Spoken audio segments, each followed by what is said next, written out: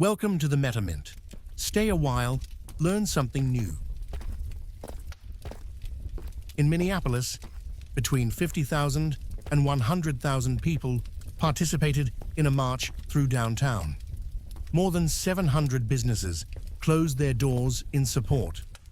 The people demand the immediate removal of ICE from Minnesota, legal accountability for the agent who killed Renee Good, the defunding of federal immigration enforcement, and corporate refusal to cooperate with agents without warrants.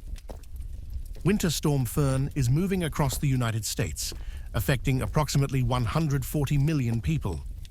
The National Weather Service has issued ice and snow warnings for a corridor extending from East Texas through the Carolinas and into the Mid-Atlantic. Over 8,000 flights scheduled for this weekend have been cancelled. This follows approximately 1,400 cancellations on Friday. At least 14 states and Washington, D.C. have declared states of emergency to mobilize resources for power outages and road clearing. The Pentagon has issued a new defense strategy informing allies they must handle more of their own security. Specifically, that South Korea will now take the lead in deterring North Korea.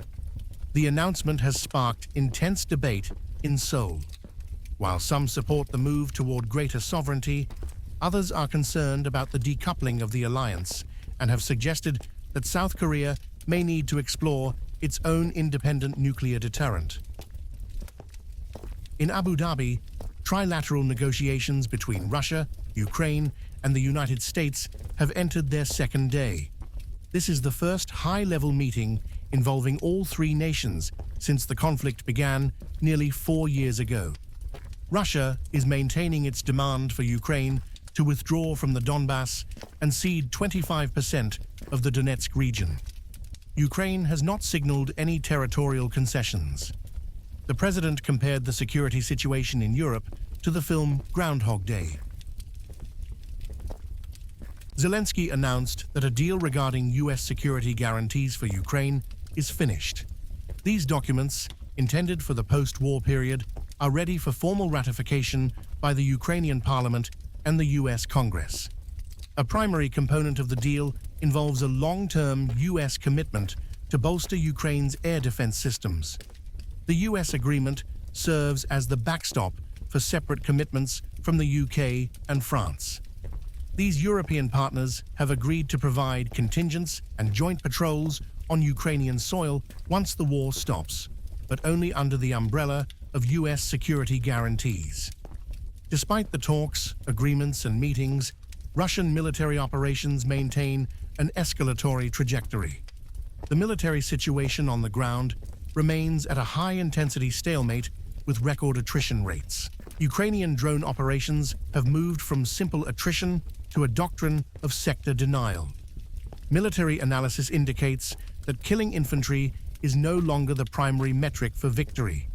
Instead, the goal is to make Russian rear areas untraversable, forcing a collapse of logistics and command.